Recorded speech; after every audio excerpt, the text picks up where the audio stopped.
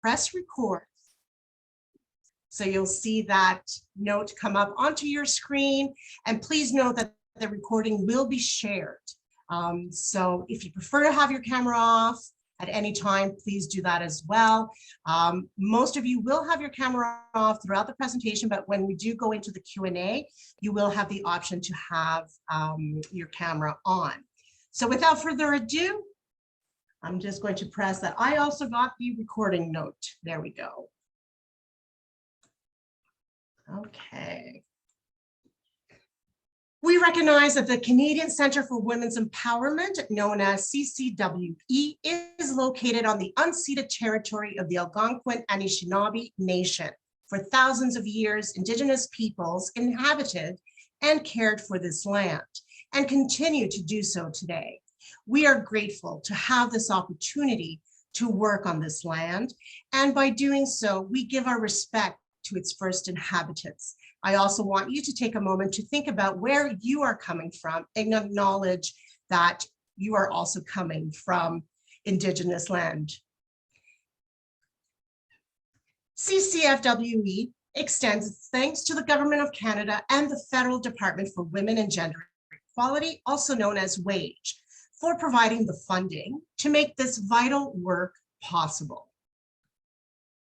The Canadian Centre for Women's Empowerment is a national organization based in Ottawa, Canada, dedicated to empowering domestic violence and economic abuse survivors through advocacy, education, economic empowerment, and policy change.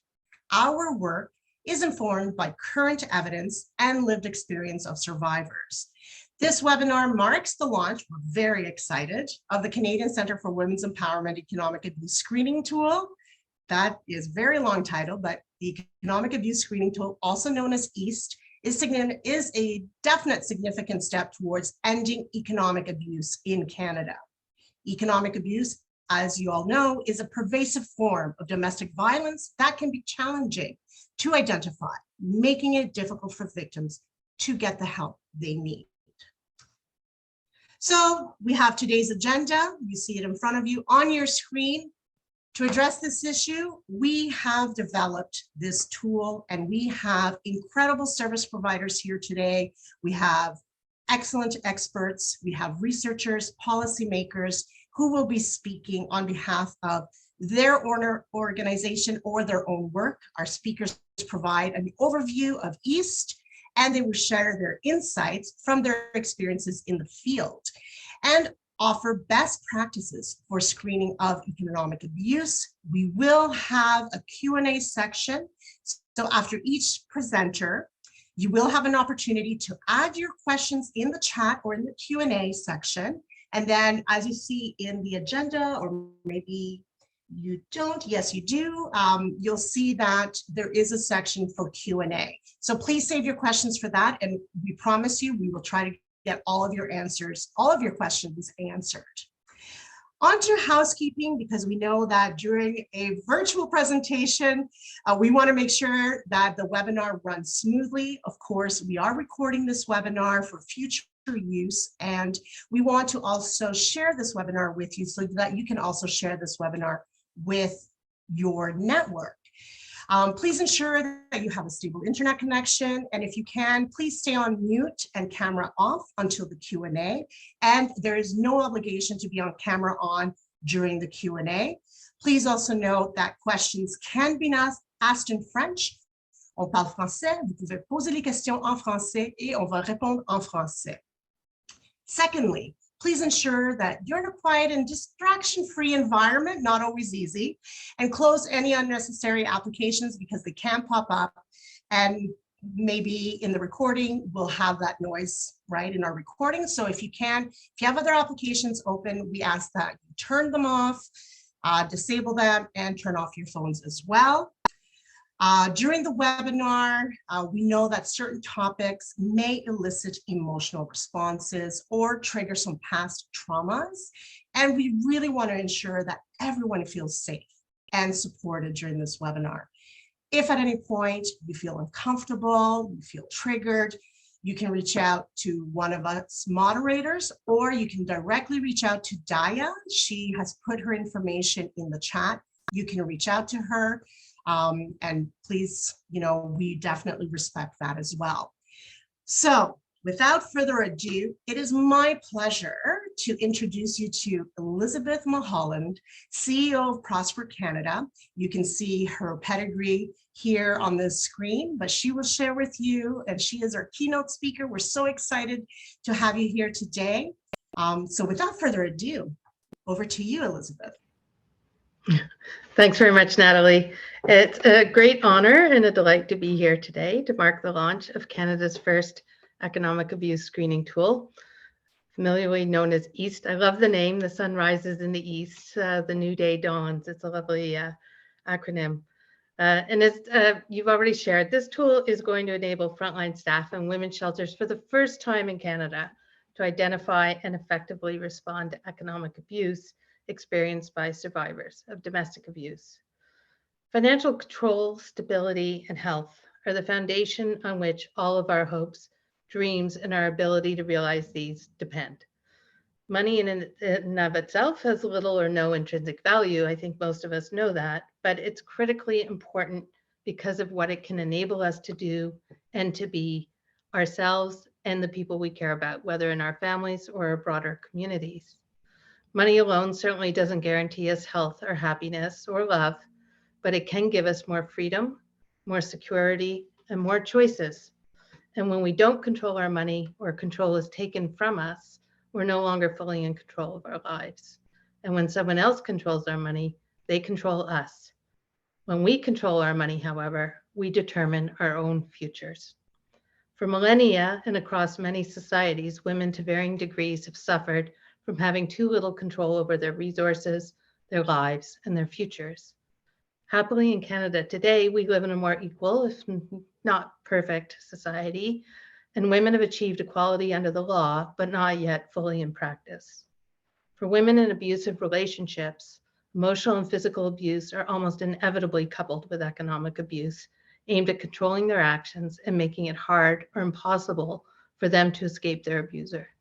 Even when women leave abusive relationships, it can take much longer to extricate themselves from the financial arrangements that continue to bind them tightly to their abuser, and in too many cases, force them back into relationships that they have fled. Today is the day that we start to change all of that. Today is the day that we equip shelter workers with the tools they need to screen women they're assisting for economic abuse and to empower them to take back control of their money and of their futures. It's not easy to talk to people about their money, however. Many of us have been taught from a very early age not to talk about money. Different cultures also have very different perspectives on money and very different norms governing its use. And most of all, when any of us has money troubles, we're often ashamed to share them for fear of being judged. The new economic abuse screening tool has been specifically designed to help shelter staff broach shame-free conversations about finances with domestic abuse survivors. This is the critical first step in tackling economic abuse. Consisting of screening questions, background information on economic abuse, and a resource and reference section, this tool enables shelter workers to not only identify cases of economic abuse, but also to support their clients to reclaim control of their financial lives by connecting them to tools and resources that enable them to reestablish their financial independence, build their financial knowledge, skills, and confidence, access all the tax and benefit income that they're eligible for, and tackle financial damage caused by their abuser. I'd like to take a moment here to recognize the enormous amount of work and research collaboration that went into the creation of this tool, and to congratulate the Canadian Centre for Women's Empowerment and its many partners for the quality of what they've produced. Building a quality information resource is hard work, but not particularly complicated, honestly.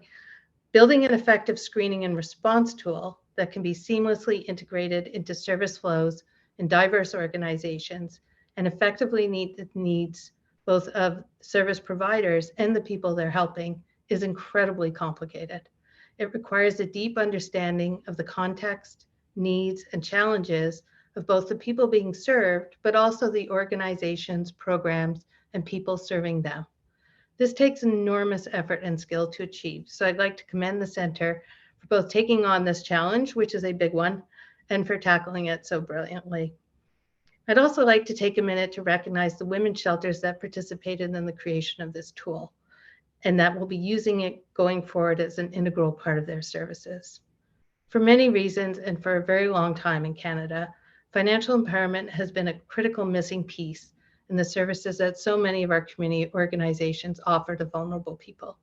Many organizations work hard to address the poverty of people they serve, but traditionally few of them have had the expertise or resources to tackle the many other financial challenges that their clients are experiencing, challenges that almost inevitably impede and undermine their ability to achieve desired service outcomes. Many vulnerable people are prevented by personal, institutional, and systemic barriers from accessing safe and affordable financial products and services. Some people have low financial literacy that prevents them from managing their money effectively.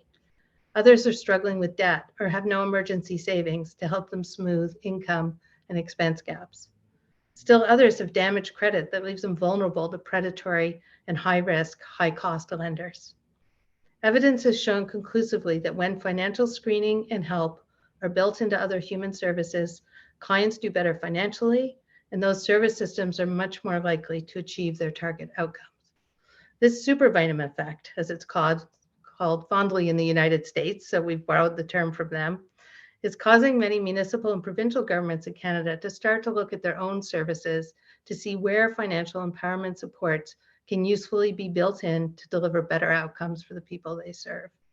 Key financial empowerment supports include interventions like screening and referring to financial help for people who haven't tax filed or who are struggling to make ends meet, financial information and education tailored to the needs of their service users, help tax filing and navigating and accessing benefits to boost people's incomes, and one-on-one financial help to solve urgent financial problems and for people who are more financially stabilized to help them set longer-term financial goals and pursue plans to achieve them.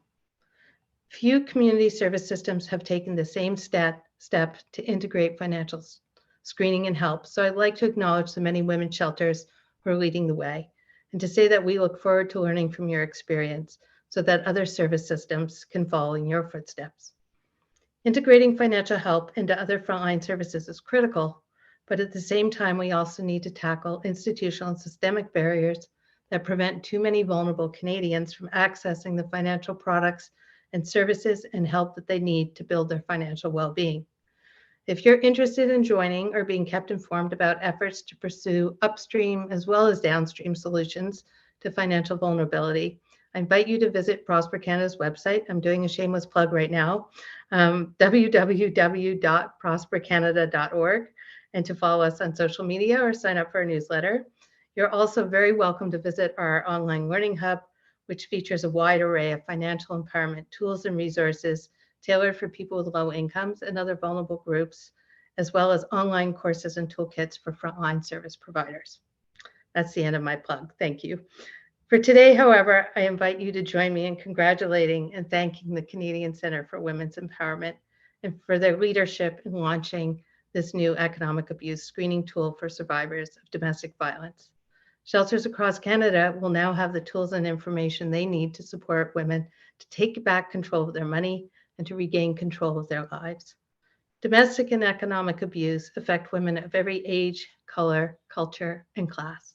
So when we empower survivors of economic abuse and help them to reclaim their independence, we're building a better society for all women. With the launch of this new tool, we're moving women in Canada one step closer to full equality, which makes this a very good day indeed for all of us. Thank you very much.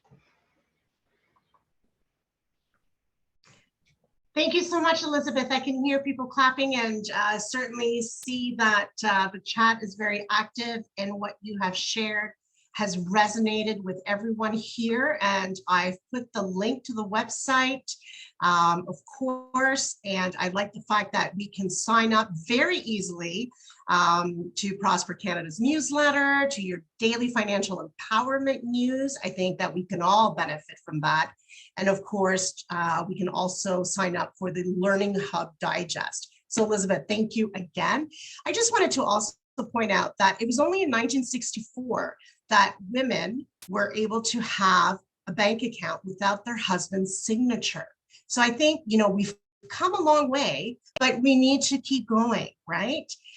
So again, Elizabeth, everything that you said really resonated, and it's incredibly empowering to hear you speak. And certainly if we have control of our finances, we have control of our lives. So thank you again. And I hope that you'll be staying for the remainder of this event. Without further ado, however, I will pass it over to Michaela Mayer, our Director of Policy. I was so excited about Elizabeth that I'm just like, I want to speak to Elizabeth again. So our Director of Policy, Michaela, who's been working tirelessly on the screening tool. I pass it over to you. I'm just going to change the screen. There we go. And then you just tell me when to change the screen and I will do that. So over to you, Michaela, and I will. Thank you so much, Natalie.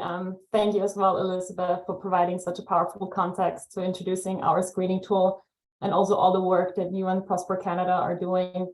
We're also really grateful to have all the resources and tools to refer to at Prosper Canada, and we're actually also included several of them in the screening tool for further reference. So thanks again for your words.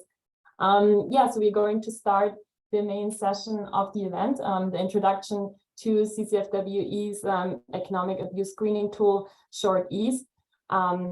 Before we want to start, so you can go to the next slide.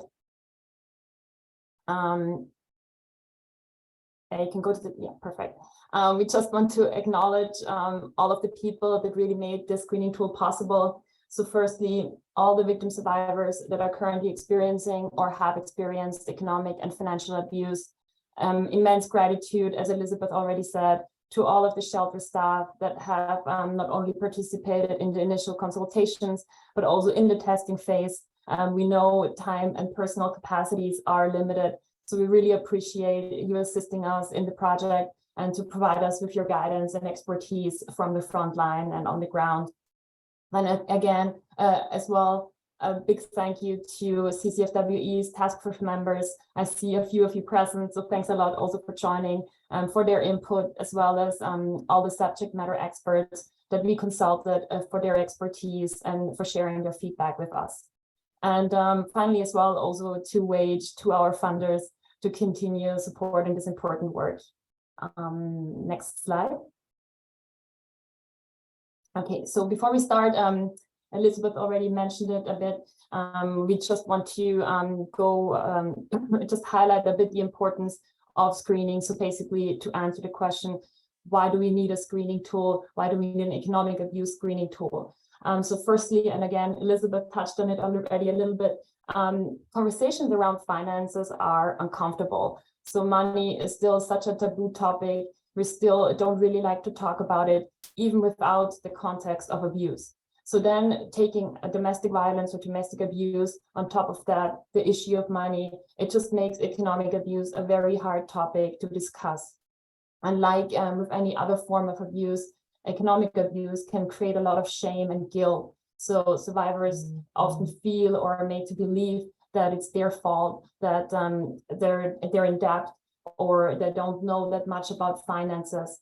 And so a client might not start talking about it on her own. And many are even not aware that economic abuse is a form of abuse. So therefore, the screening tool should really help open up a conversation around money and economic abuse. Then secondly, there are not that many resources available on specifically economic abuse. So it's not as straightforward sometimes to address than any other forms of abuse. So there is no hotline to call. There are no specific programs available. Not many organizations really focus on economic abuse. So it can be very difficult for survivors, but also staff, shelter staff, to address and properly respond to economic abuse. And then finally, economic abuse also doesn't stop after separation. So when a victim survivor comes to a shelter, economic abuse can continue. So an abuser might still continue using a credit card that they put up in her name, or continue accumulating debt in joint accounts. So it is therefore really important to early and to screen early and also respond quickly to lessen any negative financial consequences for victim survivors. So these are basically some of the main points or main reasons that why we developed the screening tool. And I will now hand it over to my colleague, Dr. Natalie Snow, our research analyst at CCFWE, to provide us a bit of an overview of what economic abuse is and a bit of the development of the screening tool. Hi, thank you, everyone. So I'm Dr. Natalie Snow. Let's start with economic abuse. And although it can present itself through intimate partner relationships or intrafamilial, for our screening tool, we've really focused on through the intimate partner relationships, but there's, again, always future work to be done to look at the familial relationships and economic abuse. But when we talk about economic abuse, it occurs when one person is able to gain control over the victim's finances by impeding their ability for them to obtain, use, or maintain economic resources. By being able to gain complete control over the victim's financial resources, the abuser is able to make the victim economically dependent on them, which then threatens the victim's financial security and their ability to become financially self-sufficient.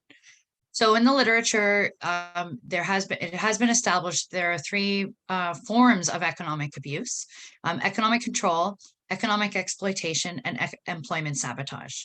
So economic control involves the perpetrator preventing the victim from having access to, as well as knowledge of, the financial circumstances, and preventing the victim from being able to make decisions regarding their finances.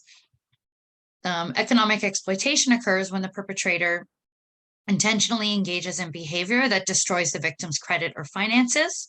This can include stealing the victim's money, checks, or bank card. And then employment sabotage is when the perpetrator purposefully either prevents their partner from going to work, from keeping work, or constantly harassing them at work. Next slide. Oops. Oh, we went back to the beginning.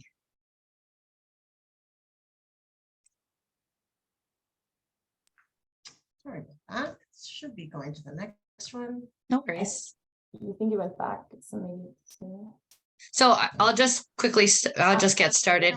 So how did we get here? How did we think about and decide to develop a screening tool? Well, the first element of, first we were informed by our two primary data collections. We did do a study in Ottawa during the COVID pandemic, or the height of the COVID pandemic. And then we also did a national study, which we concluded in November. So in our study, in both studies, we explored the prevalence, how economic abuse manifests itself here in the Canadian context, because there was at the time no literature of the Canadian experience. So these studies incorporated the voices of survivors, social service providers, financial institutions. So then a decision was made to focus on a tool for the shelters to start.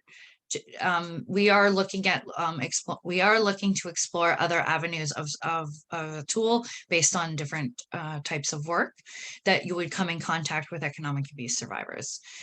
So from this point on, we conducted an academic and grade literature search, looking at existing screening tools, because there is screening tools available in the United States and in the UK, Australia.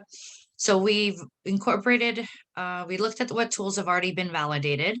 And then once we developed a preliminary draft, we sent it off to consultate. And we also had consultations across 5 provinces with shelters. We then made the draft. I'm sorry for my timings off. And Michaela is going to speak more to the consultations, which was such an integral part of our whole of the process.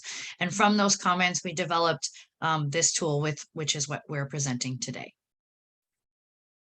And we also incorporated subject matter experts to review after the consultations, but before we disseminated the screening tool.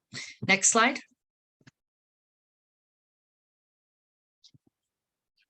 So as Natalie mentioned, we conducted consultations with 26 shelters, so first and second stage shelters across 5 provinces, so Manitoba, Quebec, New Brunswick, Prince Edward Island, and Saskatchewan, as well as 1 territory, Yukon, and they were supplemented by interviews conducted with social service providers through CCFWE's national research study that Natalie mentioned as well, in Ontario, Alberta, British Columbia, Newfoundland, and Labrador, so basically pretty much across all Canada.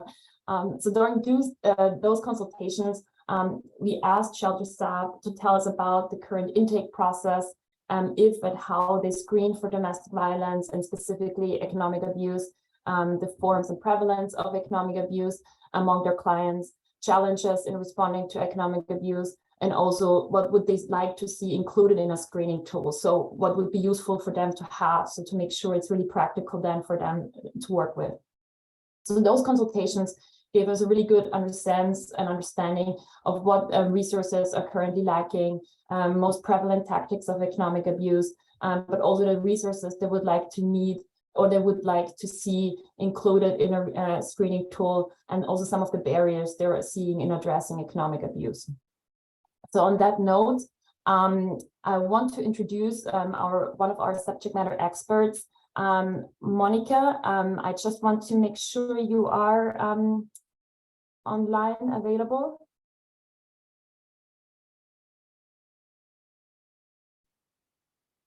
Let's see.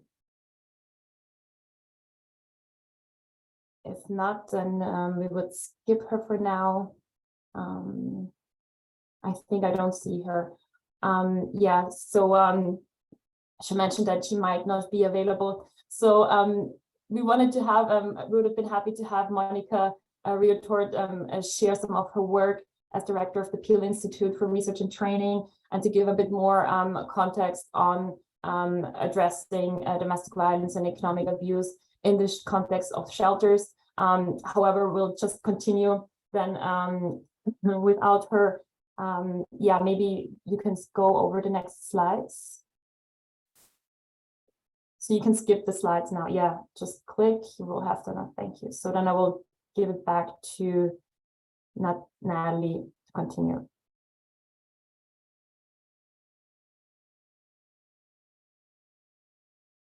Sorry, I started talking and I didn't unmute myself. So based on the feedback that we'd received and the empirical evidence, we created the economic abuse screening tool, which we refer to as EAST. So this tool has 4 parts. Part 1 is a screening tool instrument. Part 2 is the economic abuse backgrounder. Part 3 is information sheets for clients. And part 4 are the resources. Next slide, please. So the design is meant to be part of a case management approach to client care. This tool was not designed for clients in crisis. Obviously, when clients are in crisis, there is a need to address the crisis first and foremost. So we designed this with the tool was designed to better understand your economic abuse situation of your clients and to open the discussion on finances, which can be difficult.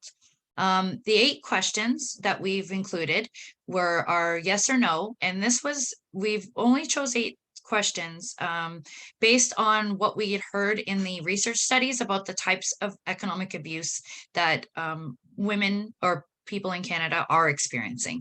So there is, when reviewing the tool, you might have clients who experience other forms, which might not be present, but the whole purpose of this is to open the discussion with finances. So we want to use this as a tool, as a preliminary tool. So this tool was also designed with the fact that you could give the client the tool and then they could read through it, or you could do the screening based on in your case management meetings with your clients.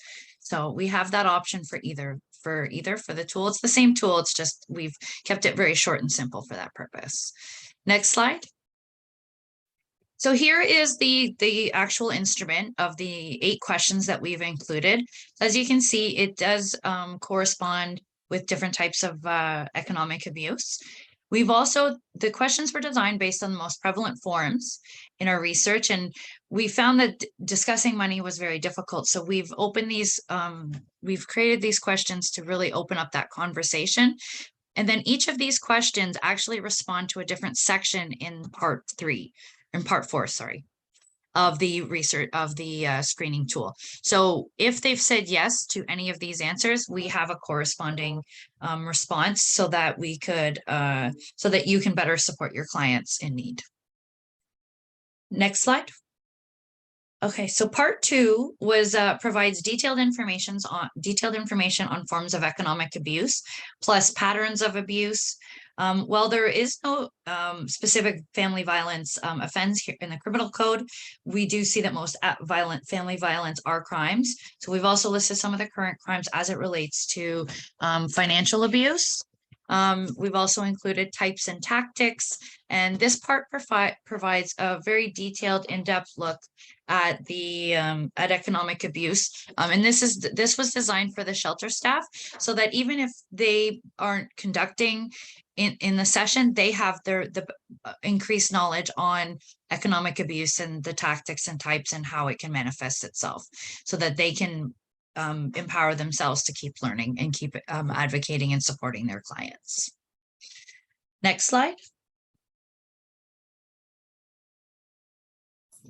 So part 3 is similar to part 2 in the sense that it also provides information on and an overview of economic abuse. But instead of being background information for the shelter staff, this is really specifically tailored for victim survivors. So to hand out to clients, also for community outreach. So we heard during the consultations with the shelters that it would be practical to have information to provide to clients, to hang up on boards in the shelter, or when doing outreach in the community, preventive work in schools, etc. So this section uses very simple language. It was also reviewed by a subject matter expert on trauma-informed language to not be triggering in any way. Next slide.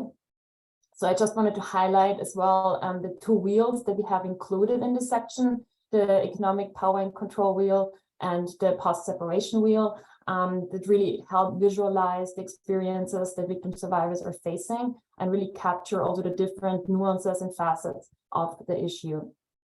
So this is really helpful as well when going over it with clients. On the next slide. Then, yeah, so part 4, the last part of the screening toolkit, is also the most extensive section and basically answers the question, after having identified economic abuse among a client or with a client, then now what can we do? So it should really equip shelter staff with resources and information to better support clients in addressing economic abuse. So the sections are based on the responses we received during the consultations to address common issues and barriers that they often come across. So you see here, it's actually a screenshot from the screening toolkit. It's financial safety planning, about the credit reports, debt management, detangling joint finances, which is a huge issue a lot of times, but also more simple things as just how to open a bank account, obtaining ID, which can be a barrier in itself, taxes, for example, how to contact and with what information do you have to contact CRA, then any benefits and credits available, financial aid resources, then also resources, financial literacy trainings, job training resources. As we heard, job sabotage can be also a form of economic abuse. And then a small section specifically on immigration, as we know that newcomers and immigrants have a high risk of experiencing economic abuse. So I have some sections. So basically, those sections correspond to the screening questions in the questionnaire that Natalie mentioned. So basically, if a client answers yes on any of the questions, it then says, please check section 3 and 8 for more information, basically. So you really get a tailored individual response for each client. Next slide. Yes. So on this note, kind of on the research section and how to work with clients and addressing economic abuse, I will hand it over to Amelia Kuna, another one of our subject matter experts and also part of CCFWE's task force. She will tell us a bit more about her work as manager of asset building programs at Seed Winnipeg and her extensive experience of assisting low-income Canadians accessing financial services. So Millie, we're really glad to have you, and the floor is yours. Thank you, Michaela. Hi, everyone. It's Millie here, your fellow seedling. Yes, I work at Seed Winnipeg on Treaty 1 land. I am very happy to be here to share with you some of the experiences and the work that has contributed to EAST, the wonderful tool. Before I start sharing how all of this comes together, I myself have been a seedling for 8 years. Prior to that, I worked in the credit union system for 15 years, which plays a critical part in what I'm about to share with you. Seed Winnipeg, we work and support low-income individuals and families through financial empowerment programs and services, which actually covers quite a bit of the resource list that you saw on the previous slide. We offer supports to identification. You got your tax filing and benefit screening applications, through to money management training and financial literacy.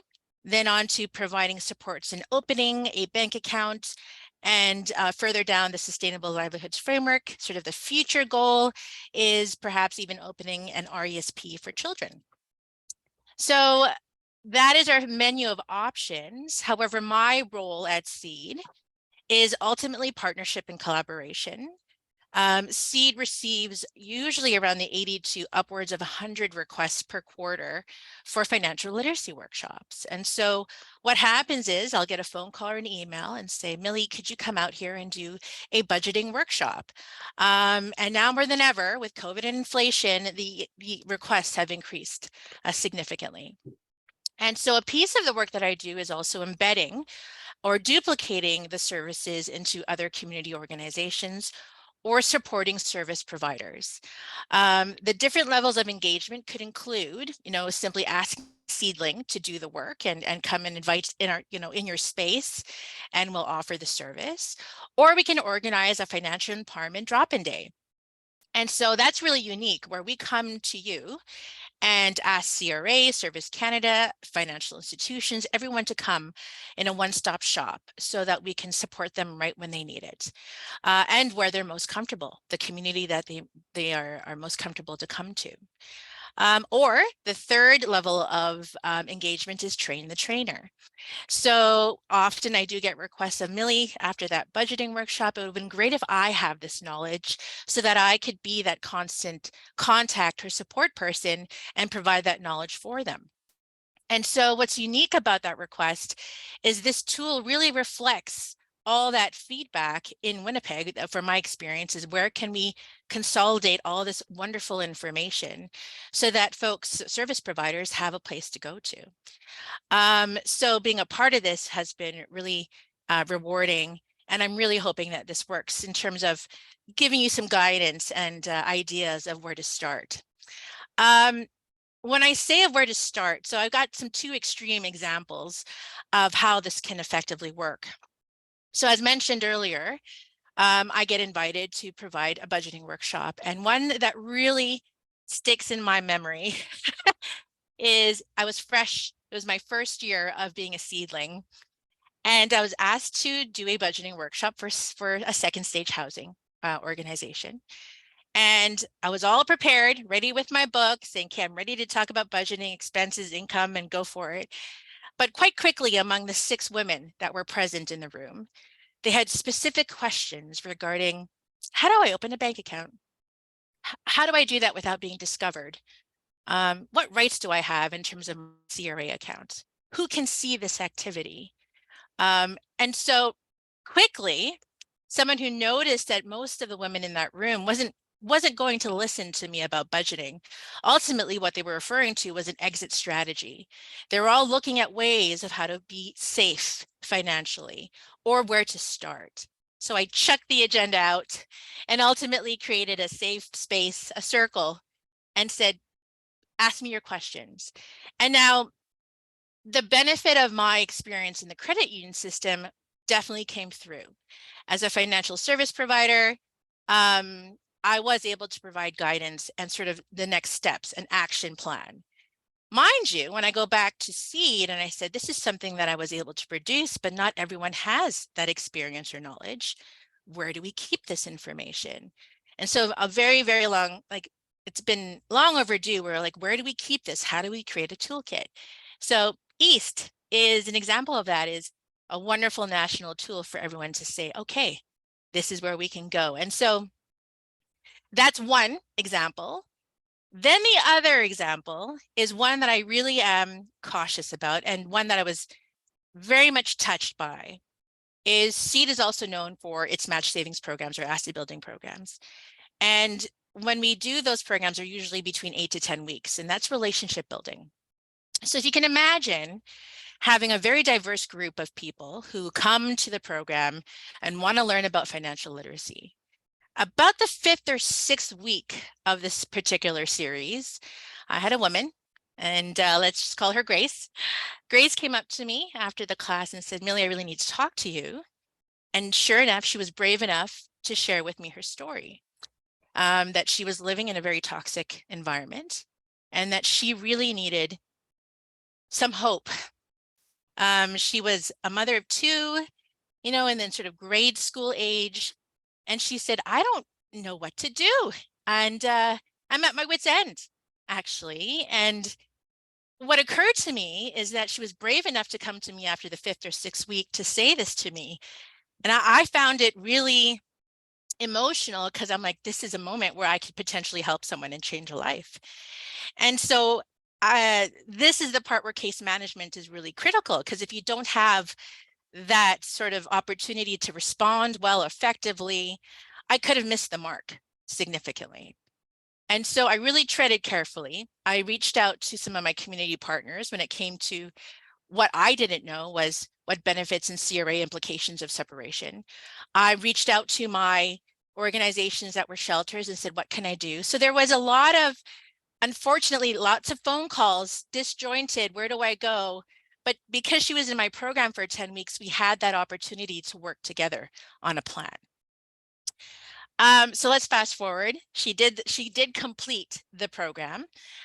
We did have an action plan about savings and communication and sort of an outlet plan and exit strategy. We opened a bank account. We talked about establishing credit. We talked about sort of the steps, what happens once you leave that relationship and go into your shelter or the first stage housing. And she was able to complete the program. What happens next is often when they come through us, they sort of leave and they'll come back to do their taxes every year. And when she came back to do her taxes, she told me she did it. She was able to escape and be able to start all over again. And she was glowing. And she introduced me to her children.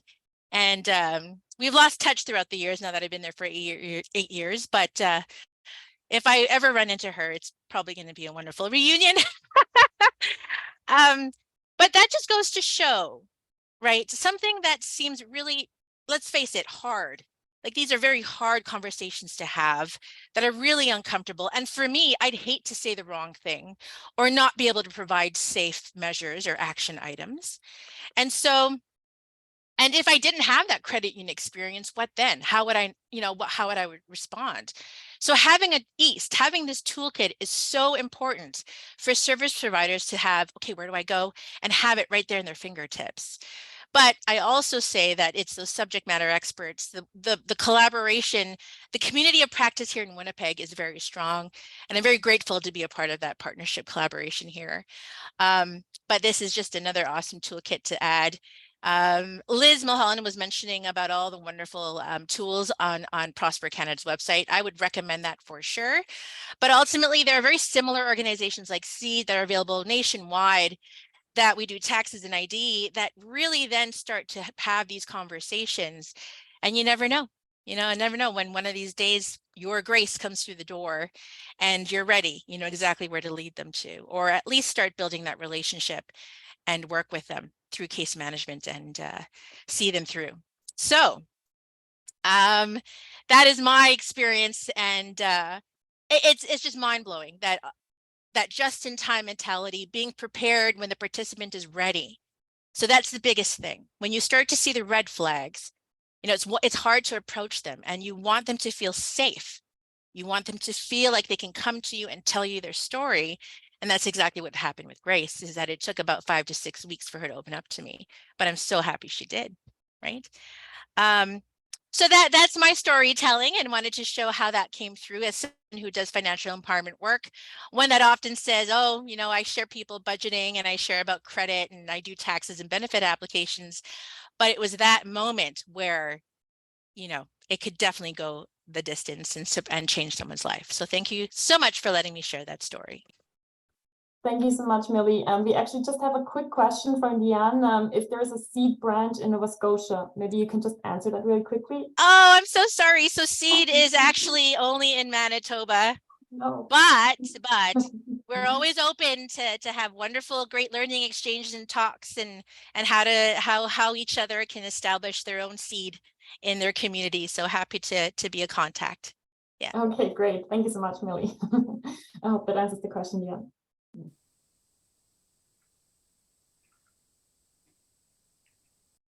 Excellent. Do we have any other questions quickly for Millie? I don't think I see any.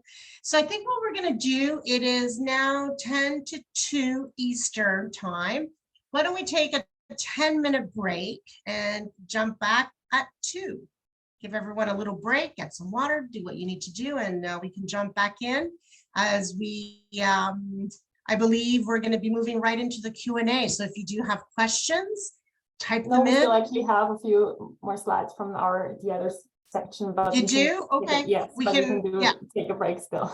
Yeah, we can take the break, and then we'll have, we'll go through some more slides, and then we'll do the Q&A. So let's see you back here at 2 o'clock Eastern, about 9 minutes now.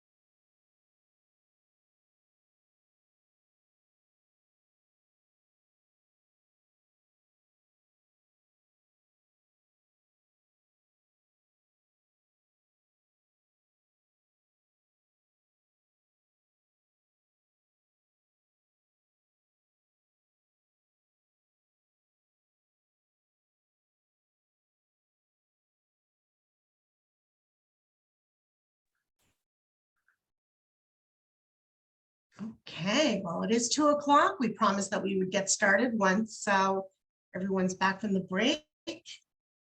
So I will just change my slide.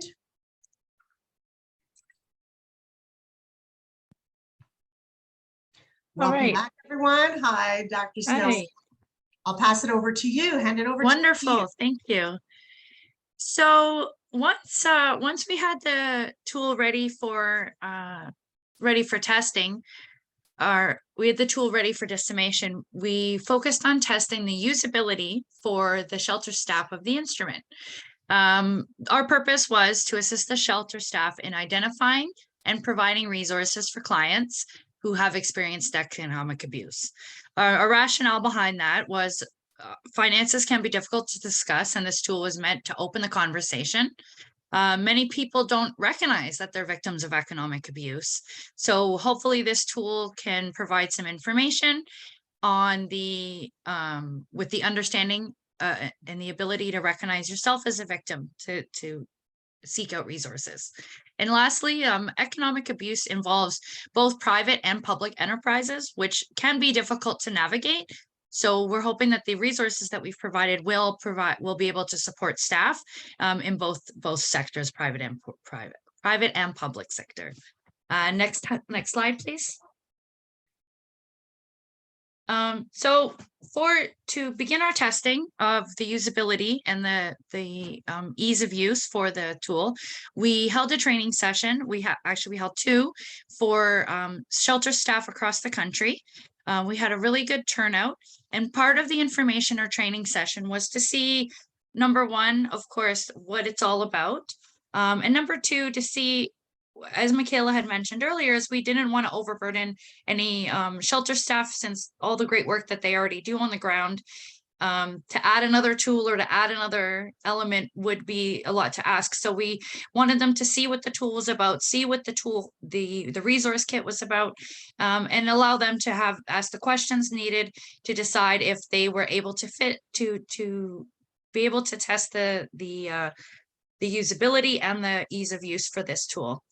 So each organization received the economic abuse screening toolkit, which we had available in both French and Français et Anglais. And so it included the screening tool, a backgrounder, information sheets, which Michaela spoke about earlier, for the use of for shelter use, the resource section, and we had a Google form link, and we also had the screening tool in Word format if they wanted to print it off and add it, and if they had manual or paper copies of the files. Sorry, my cat is being very nosy. And so for the evaluation, we requested that the staff fill out a form using this tool. So the first tool was the individual observations. So with this feedback, we wanted the client to respond and let us know about the ease of use. No doubt. Ease of use, the instructions, are they clear? Is it easy to understand? Is the language understandable for their client base? Did it open the discussion on economic abuse and finances? Did it help identify clients who might not have been identified as economic abuse survivors? And then finally, what appeared to be the client satisfaction with the tool, or did they appear to appreciate at least that talk about finances? We didn't ask for the actual screening tools back. Those were kept at shelter staff. We did ask a bit of demographics to see who they were using the tool on, but the primary purpose of our testing was an evaluation was to look at the ease of use and is it feasible. And then secondly, we had asked them to do a final comment and evaluation. So this was a larger picture. So what we had our testing period open for about 6 weeks where we sent it off. So we were hoping that each shelter could do a couple to really see if how the tool was, their overall satisfaction, and also to note any missing resources or information that we might have missed in our collection. And also to see if that tool helped build rapport and open that conversation. So Michaela's going to talk more about the preliminary results, but that was kind of like our focus. That was our focus for the testing. Okay, thank you so much, Natalie. Yeah, so we received feedback from shelters from across 8 provinces, representing English as well as French provinces. And we're also shelters set in urban, rural, and also suburban settings, so quite representative. Overall, the feedback was very positive, that we were glad to hear. And also a lot of them mentioned that it indeed helped open up a conversation around finances on economic abuse. And it was also good to hear that a few mentioned that they were actually not even aware that some of their clients experienced or have experienced economic abuse. So it was also good to see that the screening really helped identify economic abuse amongst clients. A few mentioned that they already had quite a lot of the resources included in the screening tool, which is great to hear, but it was still helpful to just have an additional tool for their existing programs. And some of them also mentioned that the toolkit included quite a lot of information, which can be good, but also maybe a bit daunting. So we took that into the consideration and added like main takeaway sections in the beginning of each chapter or each section to really provide a brief overview of the key points to hopefully address the feedback in that way, that it's a bit easier then for shelter staff to navigate and to see what information is included in each section. We also received useful suggestions to include the Jordan principle to our financial aid section, which we did. So to for any Indigenous clients with children, as well as a suggestion to add on how to deal with debt collectors for survivors, which is a very valid point. So we also added this to our debt management section. And in that way, we already incorporated the feedback that we received from the testing phase in the current version. So you can go to the next slide. Yeah, so we talked now a lot about theory and an overview of basically of the content of the screening tool. So we just wanted to kind of demonstrate how it would actually work in practice to use ease. So in the beginning, so as shelter staff, you would familiarize yourself with the toolkit, with the screening questions, with the background information on economic abuse, with the research section, and to just get an overview and feel of the toolkit. And then when you meet with a client, you would go over the screening questions and see where they say yes or no. And you can also provide them a bit more information on the information sheets on economic abuse of part 3. And then basically based on the answers they provided in the screening tool, the screening questions, you can then find the corresponding research sections in part 4 to really support then the client to address economic abuse. So this is kind of like the idea how EAST would then work in practice. Next slide. Right. So now as basically to sum it up in the final thoughts in the end of this section, we wanted to just mention that I think we saw the links already in the chat. EAST is now available in English as well as French on our website. There was a question before, also these 2 wheels that we included or we showcased before, they're also included in the screening tool in both English and French to look at. So you find them on the main website of CCFWE, so it should be also fairly easy to find afterwards. In addition, we just wanted to provide a quick outlook on the next steps that CCFWE has planned. So to complement the feedback from the testing phase, we would like to conduct a post-evaluation to measure really the usability and effectiveness of the screening tool as one step. And then further down, we are also hoping to receive additional funding to scale up the existing screening tool to be able to adapt it to other service sectors, such as, for example, family law practitioners that we have already started some consultations with them, as well as, for example, also the immigration and settlement organizations. Newcomers and immigrants are really at very high risk of experiencing economic abuse. So we think it would be really important to provide staff in this sector with a better understanding of economic abuse, to be able to identify signs of economic abuse and also to better respond, but also to prevent economic abuse from happening. So these are kind of like the next steps that we have planned. And lastly, before we head into the Q&A session, I don't know if Millie, you have any final comments on the tool, or I think you already provided some of your things, but like just to see if you have any final tools, or also Natalie, any final thoughts or comments before we head to the Q&A section. No, I just want to add, my video is, oh, there we go.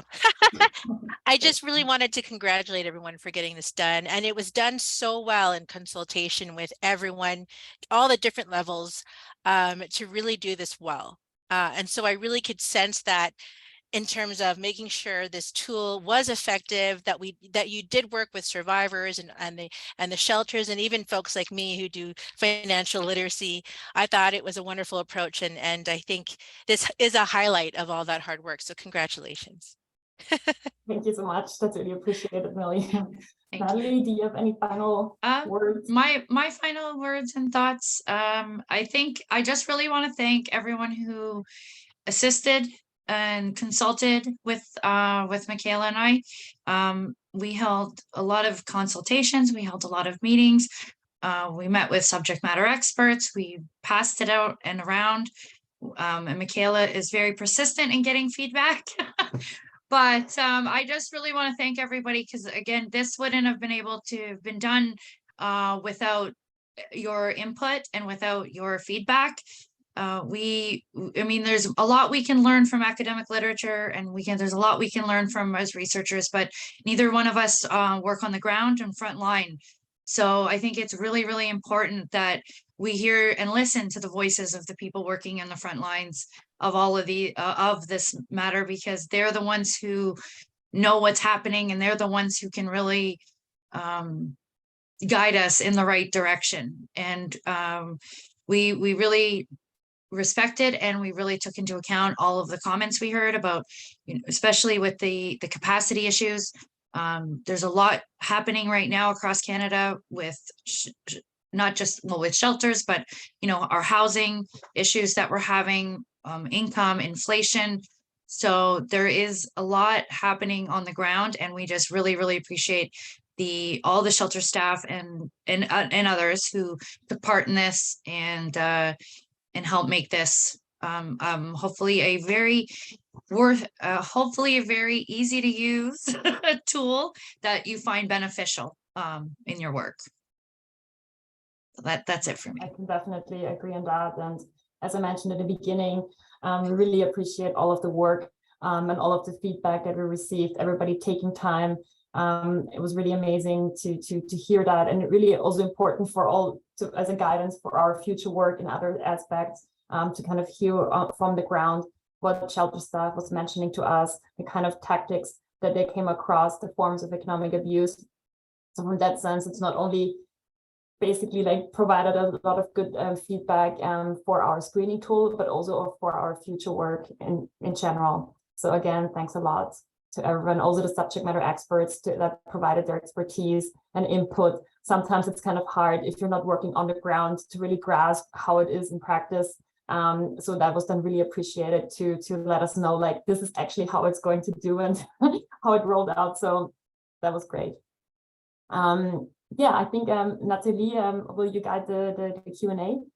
Sure. Yeah, so kudos to the team for putting this together. And again, the work couldn't be done without the collaboration and the evidence-based research, and Dr. Natalie for really leading this as a research focused, but also very much used for the front line. So I'm excited to see how this tool will be utilized and to get the feedback also. So kudos to the team for this. So on to questions. We have a first question from Tanya. She's asking, as a post-secondary educator in personal finance and financial planning, how do we incorporate this into a curriculum? So I will start to answer. Yes, absolutely. I also am a post-secondary educator. That is my full-time job as well, or not as well. That is my full-time job. How do we incorporate this? I think the understanding, I think as a well, there's two things I want to say. One is that right now, TD, we've received a grant from TD to actually develop curriculum. It is going to be more focused for survivors, but we are looking at how to deliver this in a pedagogical, andragogical way. And we're planning on doing like a 7-part workshop on different elements of economic abuse. So look for that it'll probably be about a year. End of the year. But in what I would suggest if as somebody who's working in how to incorporate this working in the post-secondary is incorporating, thinking about the signs, using the wheels, the tools that are already out there that do exist, like the wheels that we had talked about and some of the literature, and also is to learning on the other end is not just is to not do it to others. So we could talk about like when we when we talk about, I study sexual violence, but when we talk about healthy relationships, it's a dual partner. So it's not just actions that one person in the relationship takes, is that we talk about like healthy finances and healthy relationships and how that works with finances and our houses, and also ways to protect ourselves. If we are cohabitating with somebody, what do we need to do to protect ourselves, if and not suggesting anything's going to go wrong, but one step also is like to have these, also to be open about talking about money in all relationships. It is a very taboo, a lot of topic matter. So it would be important, I think, to incorporate somehow talking about how talking about money is okay, and that it needs to get done so that things like this don't happen. Michaela, did you want to add anything? I think you mentioned it quite well. I think, yeah, of course, it depends a bit on like what exactly you would like them to discuss. But I think like looking over also some of the research section could be also for you also useful, just to go into the different chapters there are, like on debt management, on what is a credit score, what is a credit report, etc. So I think that could be also useful to maybe go over. I think it gives very like useful information. Of course, as Natalie mentioned, this one is now specifically constructed for the context of shelters and assisting clients. But of course, it could be also used more in a post-secondary environment. And again, like just the something like the wheels or something, a good way of kind of visualizing the different facets of economic abuse and what experiences and challenges that as victim survivors come across. So I think in that sense, it could be useful to have. I hope it answers your question, Tanya. Great, thank you both for going very detailed into that. I think it's really important that we share our questions and answers.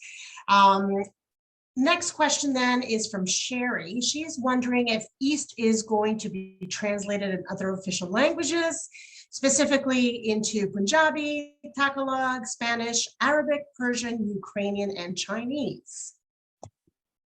So for right now, it is available in both official languages. It would be definitely desirable to have them in more languages. It depends a little bit on the funding for now. We are a small organization, so of course, should there be more funding available, then we would be really grateful to be able to translate it into additional languages. We actually received some feedback that there were some challenges when it came, language barriers. In that sense, we hope that shelter staff can provide a little bit of maybe a facilitating role in that case. But for now, it is only in English and French, but we definitely would be happy to also be able to translate it in additional languages.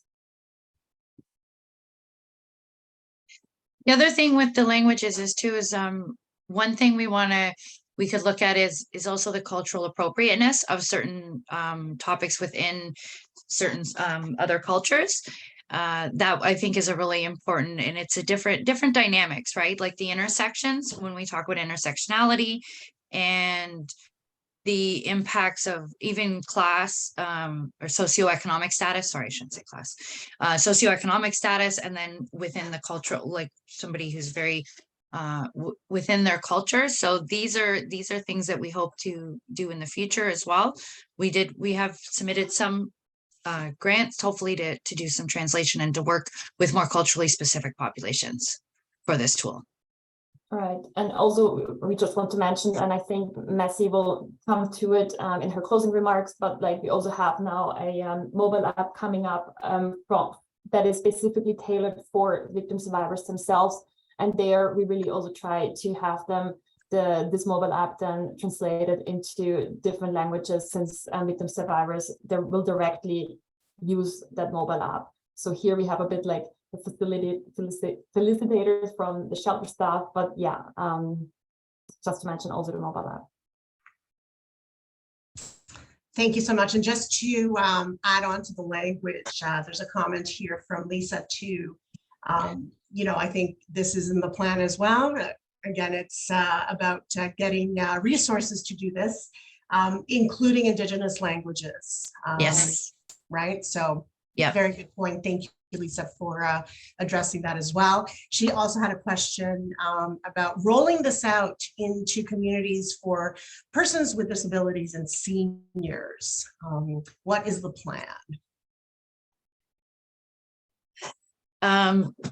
Michaela, with rolling it out into communities, I think we would want to do some more testing and just to see how we can safely roll something like this out into the community. But I think that's where the app might come in very kind of helpful as a tool for the community members, because our app, the app that's going to be coming out is actually, it doesn't say like economic abuse on it. It is a fully safe app to use. There's an escape feature, and then there's different, it's all based on your postal code as well, the resources that you can be sent to. So I think that can be used as an alternative for now for the community. There's also something else to get with the app. And what was the second part of the question? If it was going to be rolled out for senior groups as well. Seniors. Yeah. We haven't, we haven't really touched on seniors, but we have been in some conversations with, I'm in Ontario. We have the EPON is an organization that deals specifically with seniors and economic abuse and elder abuse. So I think most provinces do have a specific organization that does focus on the relationships between seniors and normally family members with economic abuse or elder abuse. So that that's a future conversation. We've also been in touch with somebody else from a national coalition on economic abuse as it relates to seniors. So these are all just, conversations that are continuing, but I would, in the meantime, really encourage you to check out your local provincial or territorial organization that does specific work with seniors and elder abuse. Yeah, and maybe just on that note, we know that senior abuse, senior financial economic abuse is of course also a huge subject and a very prevalent form of economic abuse. We've seen, however, that there is already a lot of, or at least more work being done. There are quite a lot of organizations that work specifically on senior abuse. And so I think in that sense, there might be already some tools available. I don't know, but of course, it would be very interesting to kind of maybe connect with those organizations and to see if we could adapt it in some way to also senior members.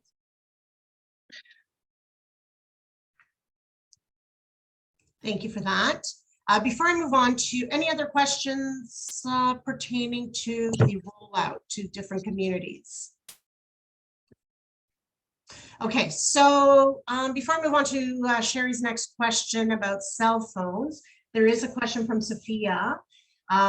She's asking if the toolkit can be used, outside of the provision of shelters, for example, Ontario Work caseworkers. Is this something that they could potentially use?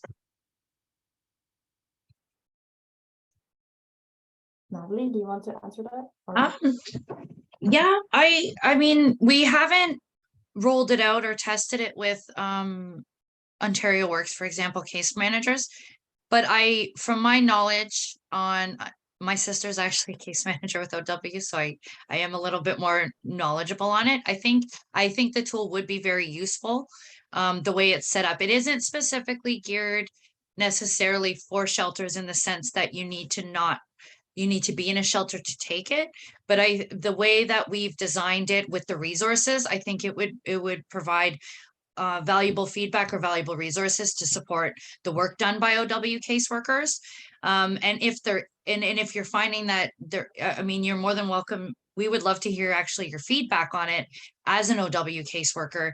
If there's things that might not fit well within your scope of work, your perimeters of work, then we can make some adjustments for a future for another rollout specifically geared to OW. But there is nothing in there specific for shelters. We just happen to we have chosen shelters just based on the conversations and the reception we got and our research, that we had a lot of response for the national study from shelters, and then the consultations we got response from shelters. So and we just tested it that way, but I think it would be completely feasible and usable within that setting as well.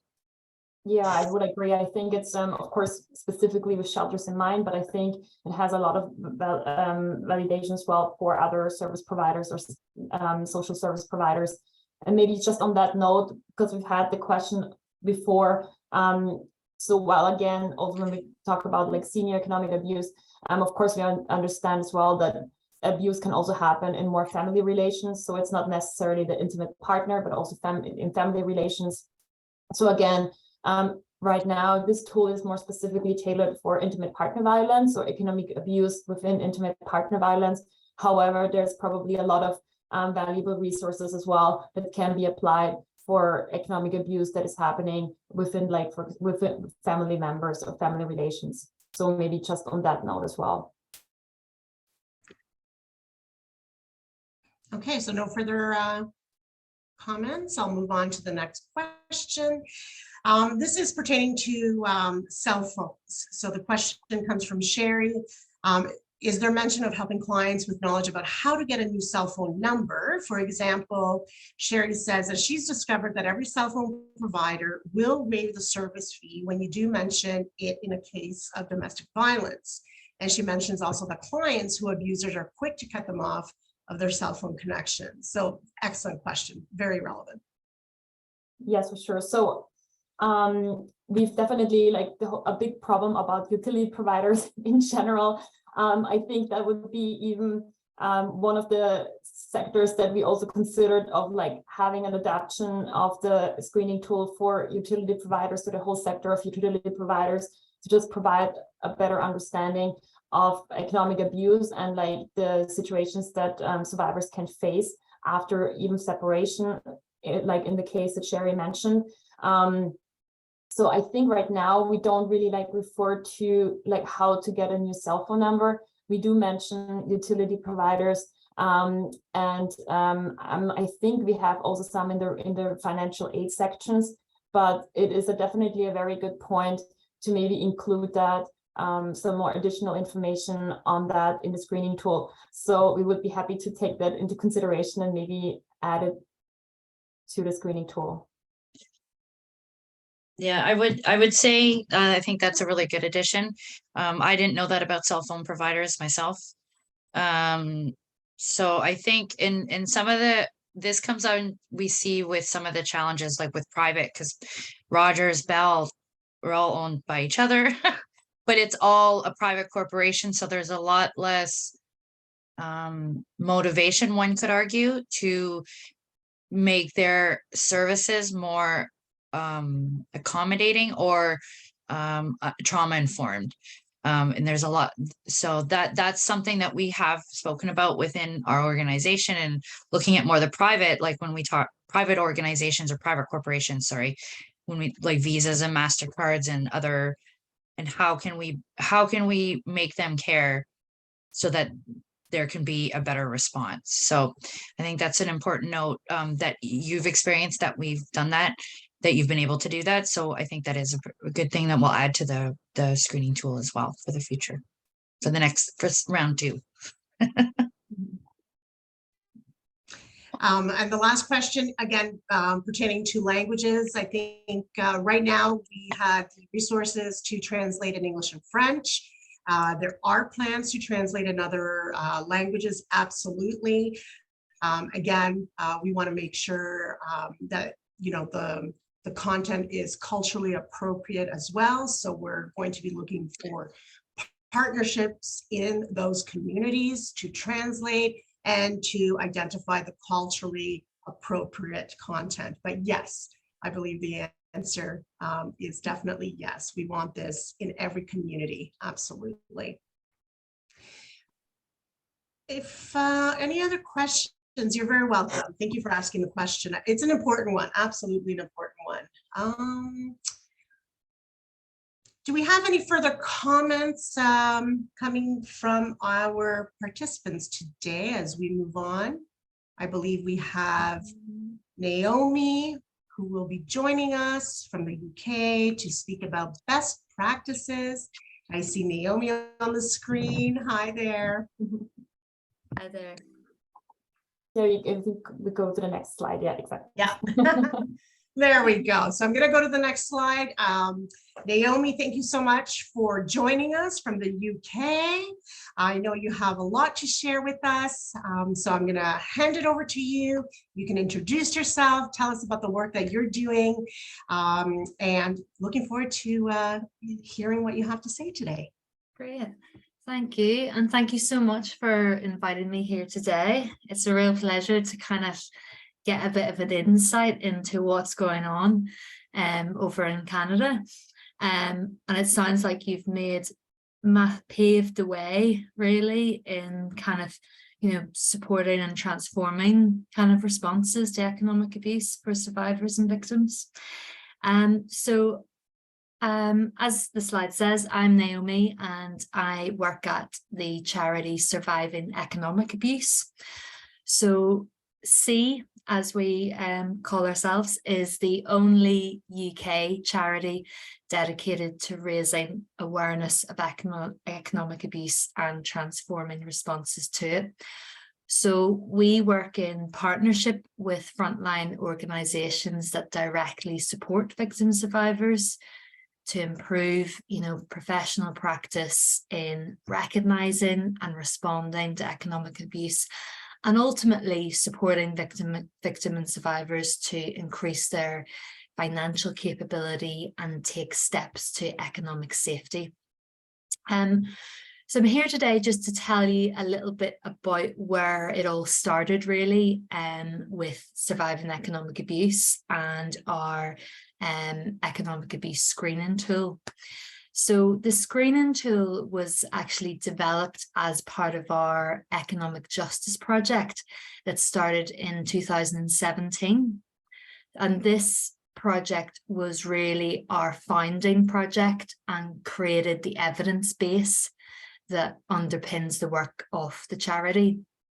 So at the time, in 2017, in the UK, we didn't really know much about the extent of economic abuse. There was no measure of it. We didn't know how many victim survivors were experiencing it.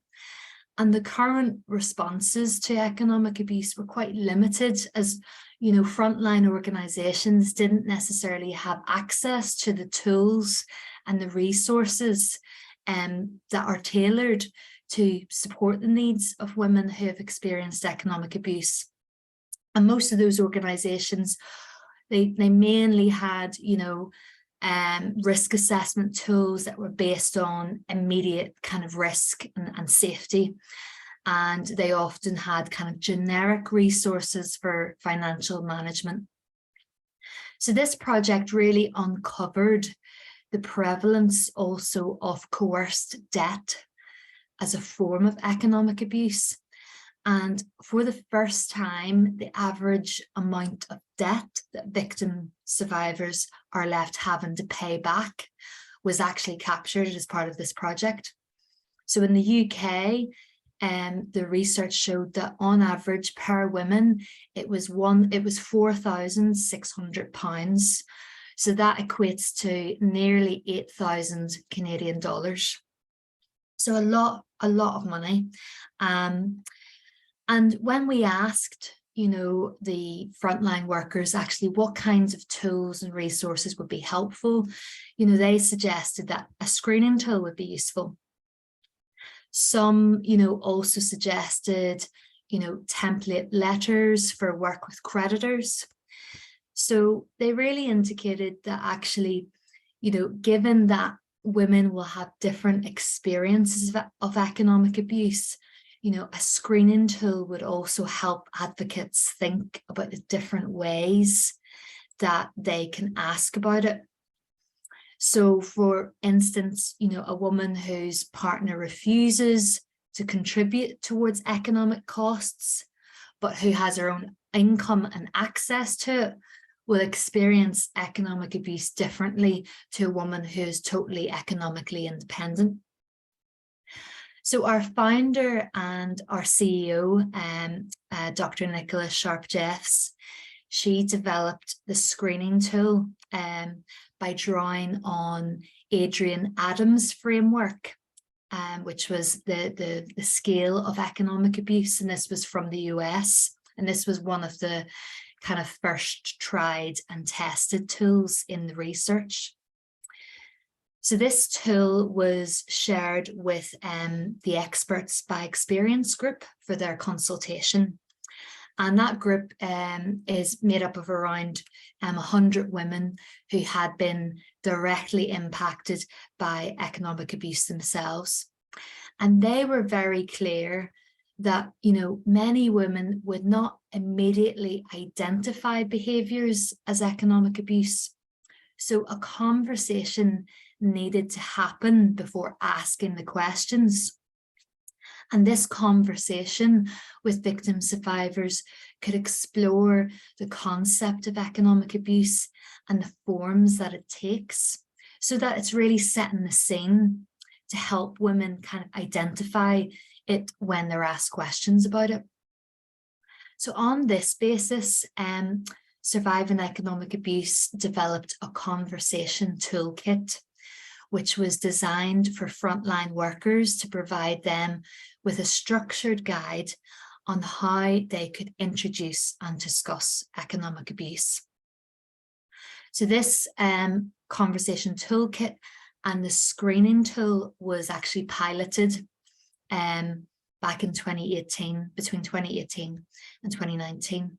And it was piloted in a domestic abuse service provider and also in a money and debt advice service.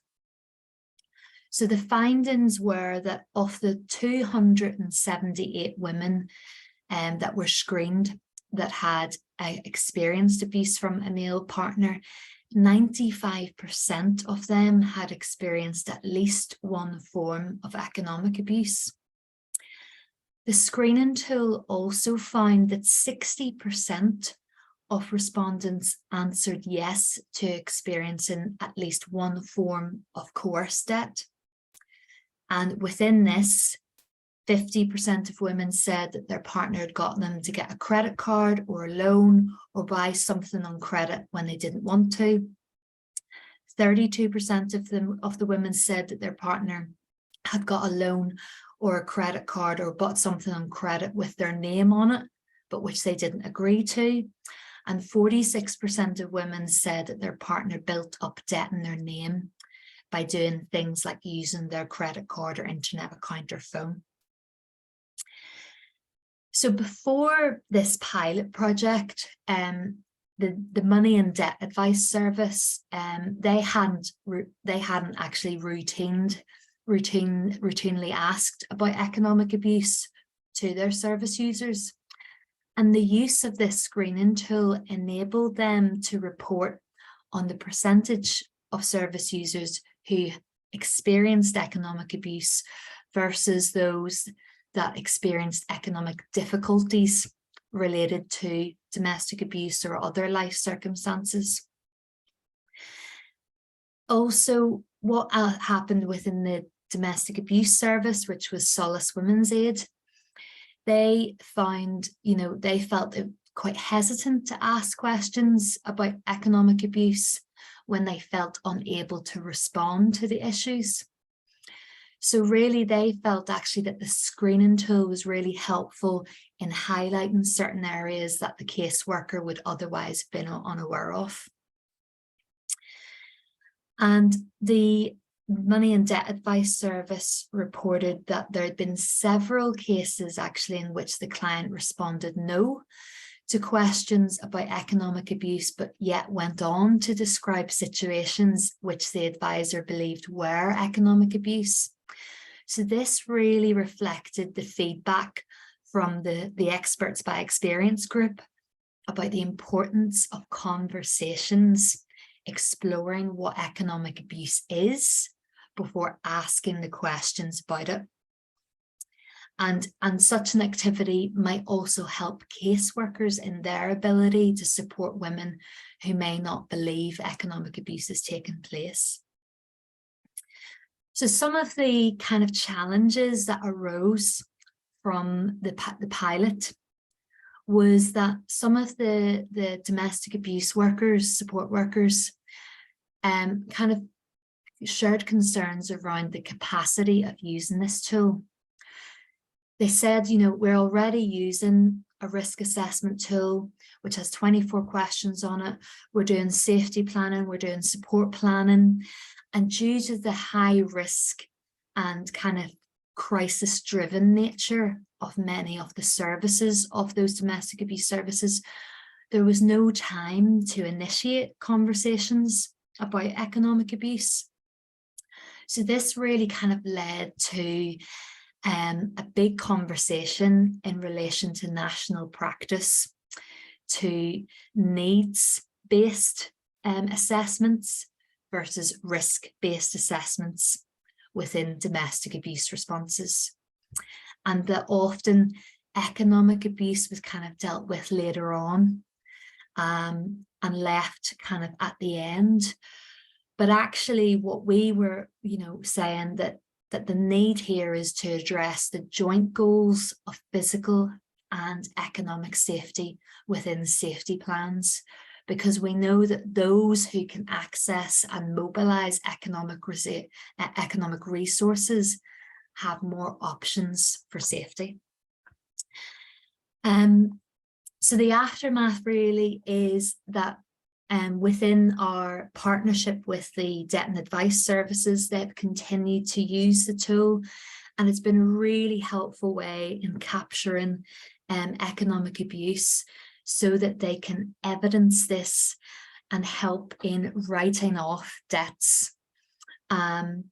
It's also been really helpful in our campaigns when it comes to changing the regulation and approach that financial services use. So, for example, we have partnered up with big banks such as HSBC. I don't know if that's in Canada, but we've campaigned with banks to kind of raise the awareness around economic abuse, but also for them to change their systems so that it's easier for victims and survivors to de-link from the abuser following separation. So really, we would really love to know actually how this tool, the EASE tool, how it's going to work and the impact, because I think for us, it will be great learning to see how it's kind of embedded within your responses to domestic abuse, and also potentially some of the challenges that might arise as well. But yeah, really looking forward to hearing more about it. And thank you so much again for inviting me today.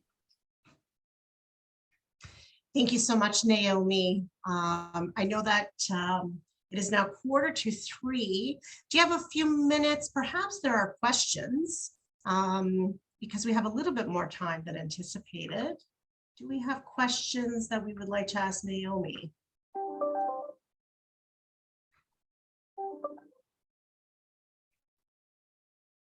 No, I don't see any, but again, thank you so much for that insight and for sharing how the development of your screening tool came about and how it's being utilized and how you're tracking the data. I think is really interesting as well.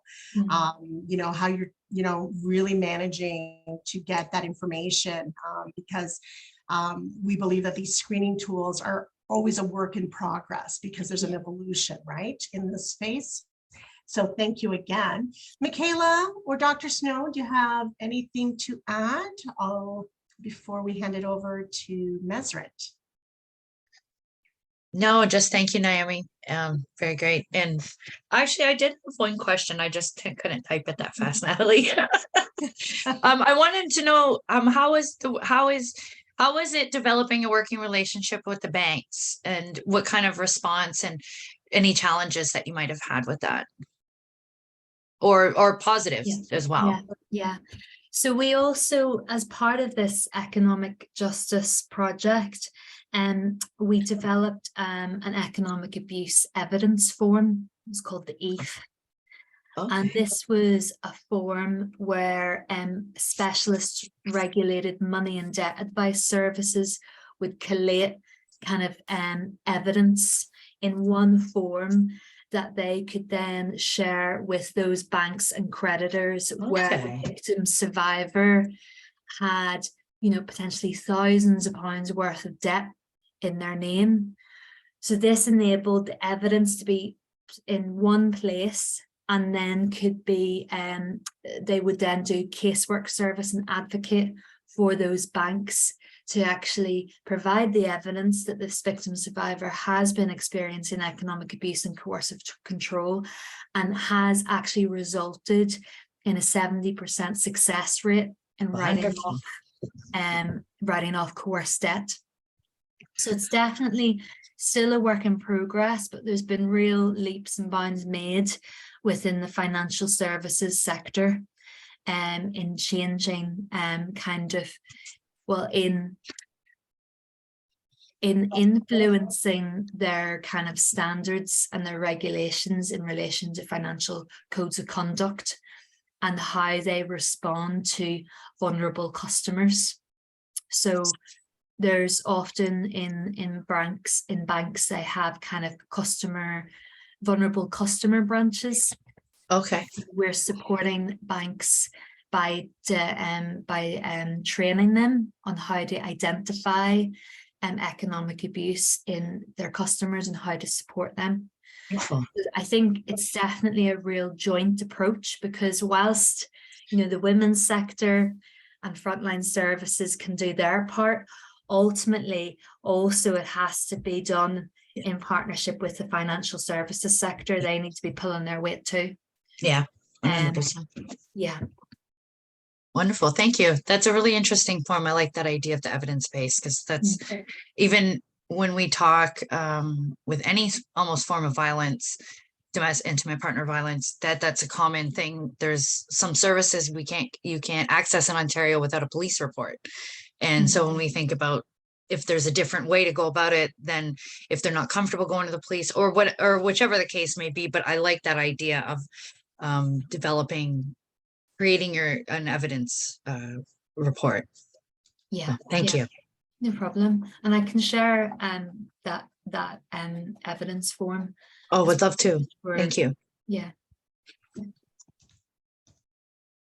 Michaela, do you have anything to add? No, I just also want to thank you, Naomi, for joining us today and providing some information on the UK and the work that Surviving Economic Abuse is doing. We're always looking towards the UK for best practice examples. There is so much further ahead on a lot of fronts when it comes to economic abuse. So it's always We've still got a long way to go, believe you me. Of course, but still, it's further than in Canada. So it's great to hear from you and from your organization. You're doing amazing work. So really I'm really always grateful for your partnership. Thank you. And I'm really looking forward to hearing more about how your East goes and the work over there. So do keep in touch. Let me know how it goes. Thank you so much, Naomi. We will for sure. Thank you, Naomi. Thank you so much. I'll pass it over now to Meseret, our Executive Director, for closing remarks. Over to you, Messi.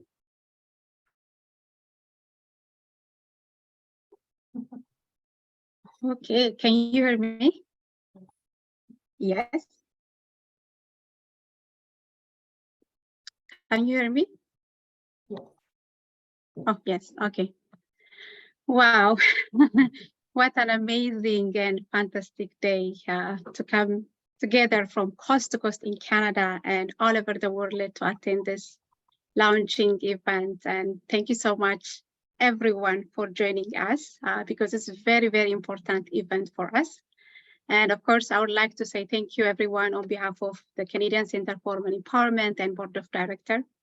It's my pleasure to make a few closing remarks. I know it may not be few, but it's very important. Hopefully you can stay. And it's also, it's my honor to express my gratitude for those people who attended this event. And thank you so much again, our wonderful panelists for bringing your expertise, experience, engaging in such very important, fruitful, insightful, and heartfelt conversation. And then, of course, we had the opportunity to have a wide variety of speakers from all arena. And as you all know, it's all about our collective efforts and thought on best practices that will bring us closer to resolving this critical issue. And again, because my team is very, very much, passionate about this work, I don't have any word to explain, specifically. Actually, I'm going to mention their name, but I really, really appreciate for participating and taking this work to the next level, because it's very, very important. As you all know, I've seen also many people were sharing their messages on the comment section. So thank you so much again. And also I would like to thank the Government of Canada, WAGE, for their generous support. And we're very, very happy with the level of the seriousness and the attention of the Government of Canada has always placed to protect women's economic rights. I'm very, very happy and grateful by the support. And Liz, I'm not sure if she's here. Thank you so much for being our keynote speakers. We're very grateful also our partnership and support from Prosper Canada. Your work is very, very important in helping financially vulnerable Canadians to have access to financial policy, programs, products, and advices they need to build their financial well-being. Michaela, I don't have any word to thank you, but thank you so much for leading this project with your exceptional leadership skill, passion. I don't have any word because you know what it is. So you reached out many service providers, organizations across Canada to make this happen. You knocked consistently each door, tirelessly with grace to develop this toolkit. I can't wait to appreciate your incredible work and determination through, sometimes in a word, it doesn't explain for myself as a leader, but it's very, very important to acknowledge, my team. And Dr. Natalie, you are our research lead and research expert, subject matter expert. Thank you so much for taking your time to conduct even the national study along with Neha, our research director. She's here as well, and the screening tool. And all your research finding will inform policymakers to ensure women economic safety. I know there are a few people from WAGE, definitely they will see and then read also, some of the information, what we discusses. And Neha and Natalie, our communication director, and Neha, our research director, thank you so much for your expertise for coordinating all this event. And of course, I would like to also extend my gratitude for all team members and shelter staff participating in consultation, testing this process, because it was very, very important. And the National Task Force members, thank you so much for providing your input. And thank you so much for being also a voice for us, because without you, we will not be here today. And participants, I have seen many people also from many countries, and thank you so much for your active engagement. By choosing to open your laptop to join this important event, you have chosen to open your mind to participate in the intervention of economic abuse. I trust that you'll continue this conversation within among your community in order to amplify the voice of survivors. So the first Canadian Economic Abuse Prevention Project, which is this project, is one of many coordinated response to end economic abuse in Canada. We have started this movement. It was not an easy journey, but we were determined in our work to make sure that all our message is heard, spread, and understood across Canada. We encountered many challenges in the beginning because we don't have a lot of data, lack of resources, lack of awareness among even financial institutions and decision makers. So right now we are being the forefront to fight this terrible, hidden, underreported, and underrecognized and a complex form of violence. So today we are launching EAST through enhanced coordination and strategic partnership with key stakeholders.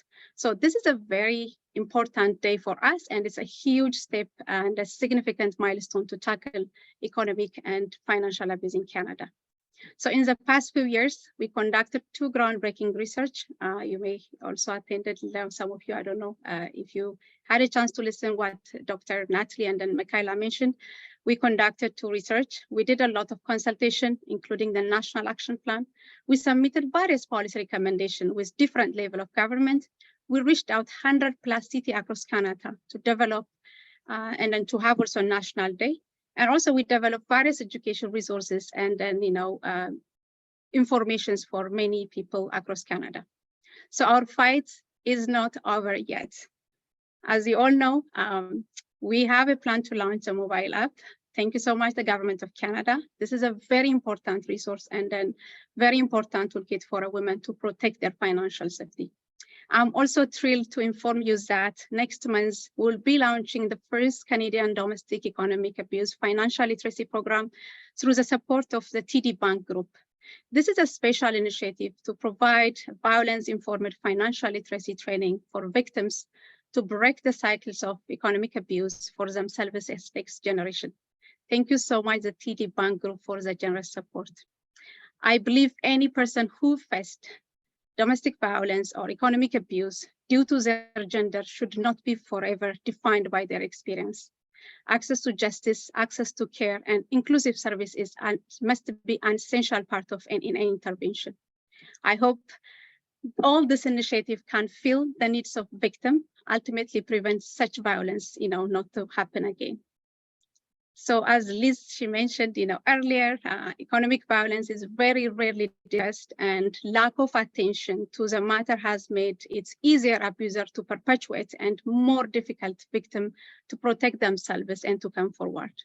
So as you all know, CCFWE is currently working with many advocates, financial advocates, consumer lawyers, regulators, to develop a comprehensive approach to address this issue. Truly speaking, 2020, as you know, the pandemic was historical for us, and we have seen that a huge coalition and then solidarity among our stakeholders, and we have seen that also decision makers from the government, private sectors, women's service organizations, they came together and then they put their to make this happen.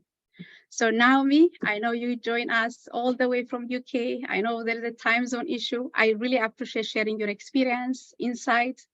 And also Dr. Nicola Sharp, I wish if she'd around, but we're very happy on our partnership. I'm looking forward to strengthen the global partnership. As you all know, we started also a global movement to advocate economic abuse among 5 women's service organizations in 5 countries, which is UK, Australia, New Zealand, Israel, and South Africa. You can check our website to learn more about our recent global response report on economic abuse, which was published on November 26th.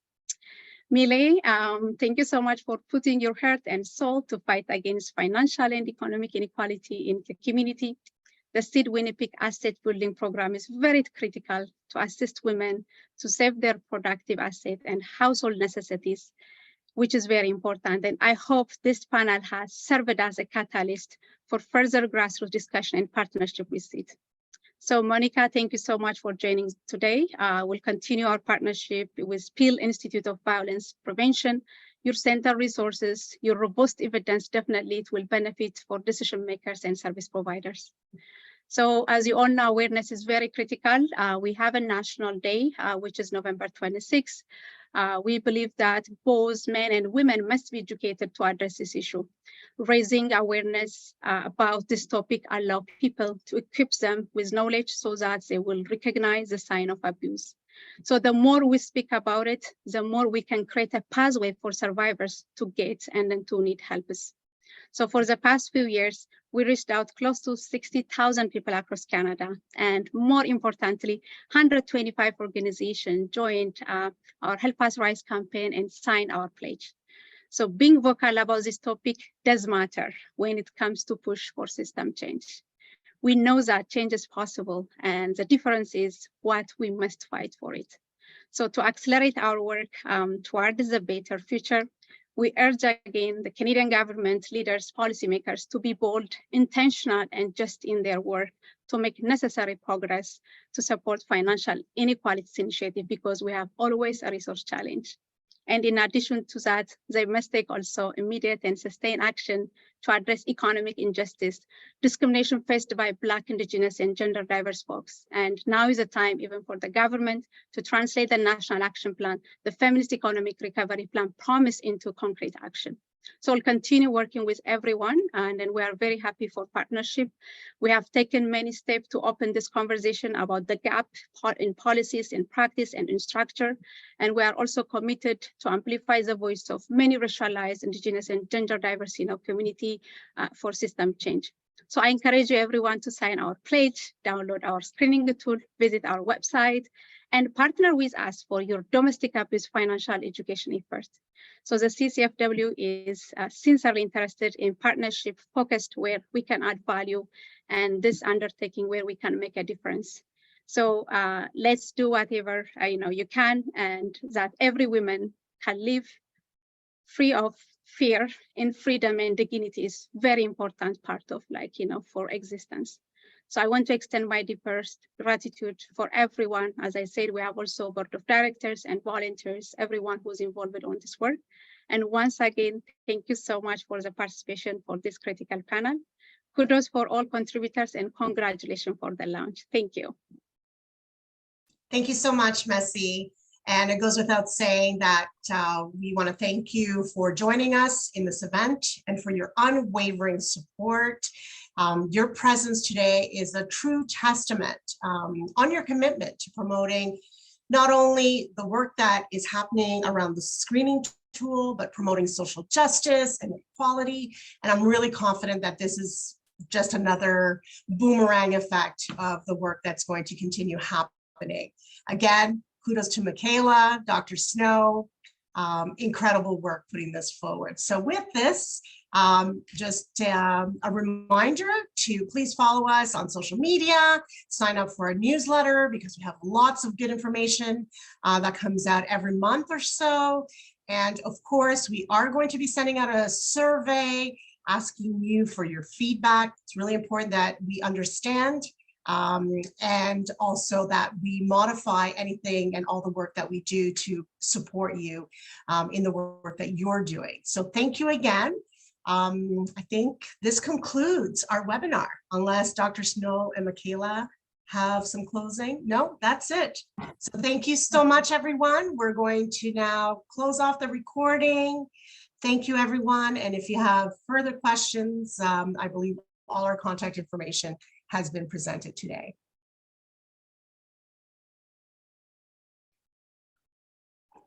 Have a great day. Thank you, everybody. Thanks, everyone. Thanks, everyone, for joining. Michaela, do you mind pressing, stopping the record? Yeah. There we go. Yes.